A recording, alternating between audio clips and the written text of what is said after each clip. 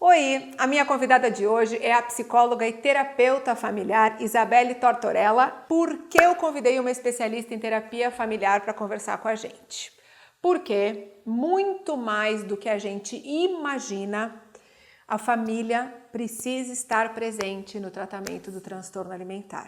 E eu percebo que as famílias, primeiro por falta de informação, tem muito preconceito e muita falta de informação mesmo, né, com os transtornos alimentares. Os pais têm dificuldade de entender por que aquela menina não quer comer, por que tem compulsão alimentar, por que tem uma bulimia. Então, Isabelle, eu quero que você conte pra gente, porque esse vídeo vai ser muito importante, porque eu acho que as meninas que estão com transtorno alimentar e estão nos assistindo, elas vão poder mostrar esse vídeo para os pais. A família é peça fundamental no tratamento do transtorno alimentar, né? A dinâmica da família, ela vai influenciar tanto na determinação quanto no desenvolvimento e manutenção do transtorno alimentar. Né? Então, a gente precisa lembrar que o transtorno alimentar, ele é multifatorial, né? Nós não temos só a família como a causa, né? Então, ela é multifatorial, além das predisposições genéticas, socioculturais, né, e vulnerabilidade genética e psicológica, existe também traços de personalidade. Então, é um todo, veja bem, não é culpa da família, não é culpa só da genética, não é culpa... muitas coisas que levam uma pessoa a desenvolver um transtorno alimentar. Isso é muito importante ficar claro. Exatamente. Né? Também, assim, a gente não está aqui querendo apontar culpados e nem dizer que a culpa é do pai, a culpa é da mãe. Gente, doença mental não tem culpa. A primeira coisa, né? Exatamente. Precisa tirar essa palavra culpa, né? Perfeito. Né? E se a gente tem um adolescente, né, com a personalidade mais rígida, mais perfeccionista, é uma pessoa que está propensa a desenvolver o transtorno alimentar. Porque tem muito, né, da coisa da perfeição, da busca pelo controle, né? Exatamente. O controle do corpo, o controle da alimentação. Agora, Isabelle, como é que funciona assim? O que acontece com uma menina que desenvolve transtorno alimentar e a família não aceita, não ajuda, não... acha que não tem nada que contribuir ali? Isso vai contribuir até para piorar esse transtorno, muitas vezes? Sim, muitas vezes, né? Falar do transtorno alimentar, a gente precisa pensar também na imagem corporal, né? O que seria essa imagem corporal? É a percepção que nós temos do nosso próprio corpo, né? Se eu tenho uma percepção que já é negativa dessa imagem corporal, eu vou apresentar uma insatisfação corporal. Né? E essa insatisfação corporal, onde é que ela é desenvolvida? No contexto da nossa família, né? Na mídia, né? Entre os nossos amigos, professores, na escola, em outros contextos também. Quando eu falo de família, Dayana, dentro desse contexto familiar, é que a gente encontra muitas mães que condenam com o olhar, né, que falam do prato. Imagina você vai jantar, você está com sua família e sempre percebe que tem alguém olhando o seu prato, condenando, julgando, né, dando indiretas, também aquelas mensagens subliminares, meio veladas, né, que não são ditas, mas expressas de outras formas, e isso é muito desagradável. Você sabe que eu tenho uma amiga muito querida que tem transtorno alimentar e sempre foi por causa de uma relação muito difícil com a mãe dela. A mãe sempre... ela tem uma irmã muito magra e ela sempre foi mais cheinha. E a mãe sempre comparou as duas. Sempre fez assim: olha, sua irmã come pouco, olha como ela é linda, você nunca vai arrumar namorado porque você é gordinha, você tem que comer pouco igual a sua irmã. E assim, isso... parece uma coisa simples, não tem problema falar isso, mas tem, porque por anos e anos, você depreciando, é isso que acontece? Sem perceber, a família Imagine o que é que essa irmã começa a acreditar, né? Que começa a desenvolver uma crença de desamor, uma crença de incapacidade, né? Ela começa a acreditar que a comida é pecado, né? Que a comida vai gerar culpa. Então, ela começa a ter uma relação com a comida completamente disfuncional. Então, é importante a gente deixar isso bem claro, que muitas vezes o transtorno alimentar começa com esse tipo de cobrança e mensagens dentro de casa. Dentro de casa, exato. Mas é preciso deixar muito claro, né, para os pais que estão assistindo, para seus seguidores, que não é culpa Sim. dos pais, como você havia falado, né? Não dá pra gente culpar esses pais. Os pais não fazem de propósito, né? Sim, Vou eles falar fazem para pelo magoar bem, minha filha. né? Faz Sim. sempre pelo bem, né? Faz achando que está ajudando, né? Sim, porque os pais, na verdade, têm medo do outro oposto, que é a obesidade infantil. Então, eu já recebi mensagens de mães. Mães me escreveram que a filha desenvolveu anorexia e ela sabe que foi pela cobrança dela, mas ela me diz, mas eu fiz de amor, porque o meu medo é que ela fosse obesa e sofresse tudo, entendeu? Então, Então, preocupação, né? é por amor, uma mãe nunca faz isso, né, para machucar. Com certeza. Então, primeira coisa é isso, né, tirar essa culpa. Tirar essa culpa e eu acho que eu deixaria uma mensagem para os pais, né? No sentido de falar de outras coisas. Né? Tem tantas coisas importantes para a gente abordar, né? Numa mesa que esteja a família, né? Quando você encontra seus filhos, perguntar do dia, perguntar como é que está a escola, como é que está a faculdade, né? Nossos filhos são muito mais além do que um corpo. Do que a aparência, né? Do que a aparência, muito mais. Tem outras características, né, que a gente pode estar abordando. Pais, vamos deixar de demonizar os alimentos, né? Fazer com que seus filhos comam de forma mais consciente. Né? Alimento é prazer, né? É tão bom estarmos numa mesa com a família falando de outras coisas e não uma pessoa olhando para o seu prato ou falando coisa do tipo, vai repetir? Né? Se você comer e você engordar, você não vai ser feliz.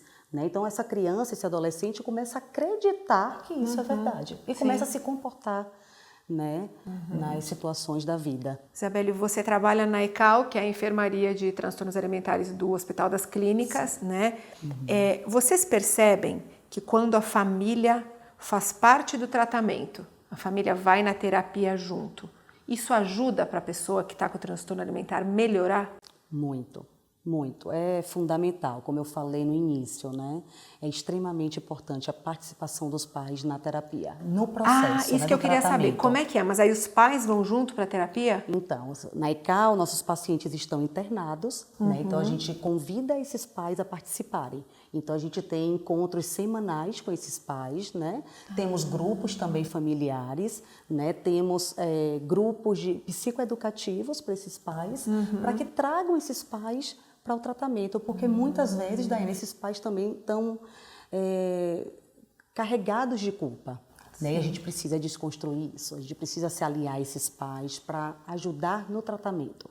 Né? A gente chamaria isso de uma responsabilização do tratamento do filho, né? E não a culpabilização.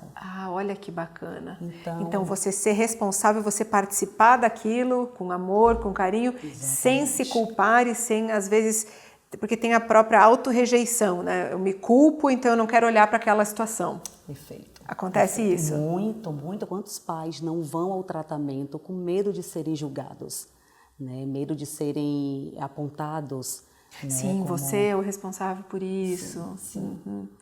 Então é muito bonito que você que está assistindo a gente, que está passando por um transtorno alimentar, se você também puder em algum momento mostrar esse vídeo para alguém da sua família ou conversar com alguém da sua família com carinho e dizer para sua mãe, para o seu pai, olha, você não é responsável por isso, não é culpa sua. Conversar sobre isso de forma amorosa, porque assim, às vezes dentro da família as pessoas não conversam, né? Não falam dos sentimentos, não. Ou até, eu fiz uma entrevista recentemente com o Felipe, que é um psicólogo lá do Angolim também, eu até vou deixar o link aqui para você assistir essa entrevista, que ele fala de como a gente precisa dizer para as pessoas como os comentários sobre o nosso peso e o nosso corpo nos machucam. Então, assim, abrir o coração e conversar sobre isso dentro de casa é muito importante, né? Muito importante, né? Acho que o Felipe falaria de uma forma assertiva, né? Uma forma que você puder expressar o que você está sentindo e também dar um modelo para esses pais de como você gostaria que eles falassem, né? Porque às vezes os pais não sabem mesmo, Daiana, né? Estão repetindo o padrão relacional, né? Um padrão a gente falaria aqui, até de uma transgeracionalidade. Eles estão trazendo um padrão dos seus antepassados. Sim, provavelmente né? Eles aprenderam com os pais deles, que se julga o corpo, que se fala do corpo, que é com essa relação difícil com a comida. E a gente só ensina para os nossos filhos o que a gente sabe, né? E é isso que você fala de transgeracional. A gente precisa quebrar isso, né? Já que está de uma forma disfuncional e adoecendo nossas crianças e adolescentes. Eu acho que hoje, mais do que nunca, né? O tempo todo a gente está vendo aí na mídia o quanto as pessoas estão dando uma importância maior para esse corpo magro, é o corpo magro que é sucesso, o corpo magro que é o bom.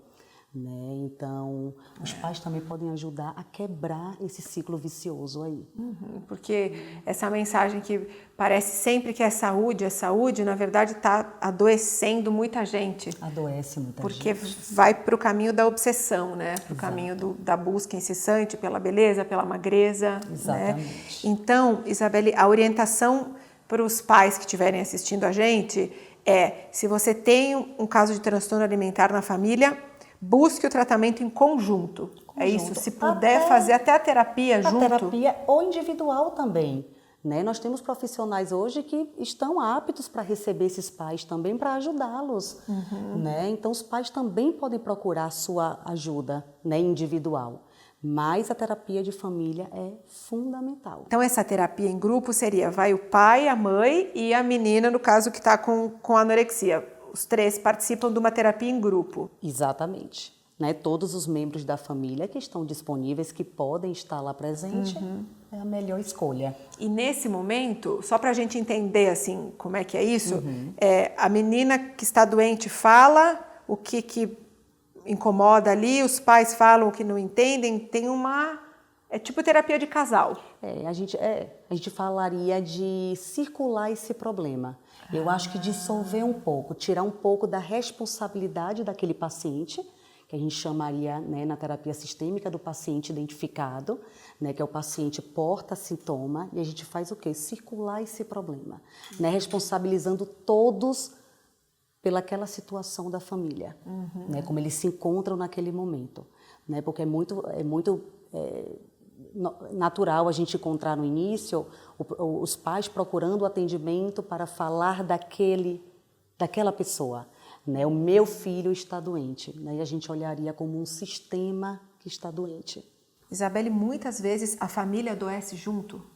Sim, Dayana. Muitas vezes. A gente observa, né, nas falas das mães no atendimento, né, o quanto estão se afastando dos amigos, né, o quanto a família está desestruturada porque a menina só quer comer sozinha, né, a menina não participa mais das refeições em família, né, porque elas acabam se isolando. Então a gente vê um sistema adoecendo. Entendi. Por isso que é tão importante trazer a família para o tratamento. Lá na terapia de família a gente também identifica, né, às vezes a gente identifica uma mãe que está precisando de um atendimento individual. A gente pode encaminhar essa mãe. Porque às vezes essa mãe pode ter transtorno alimentar também. Muitas vezes nem sabe, nem percebe. Sim, exatamente. Olha que pode estar desenvolvendo, né?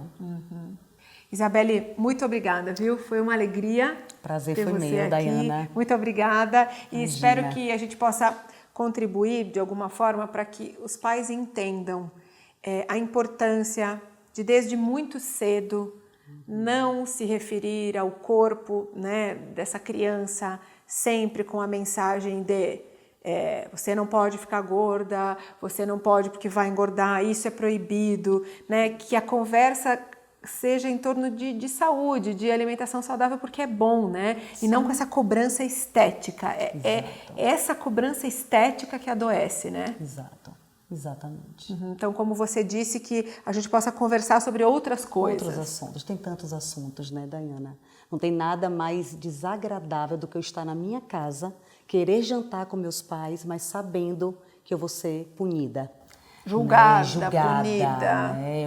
Vai ter olhares me condenando, né, a partir do meu prato. Né? Quando eu faço o meu prato e tem alguém falando, olha, o que você colocou, você vai engordar.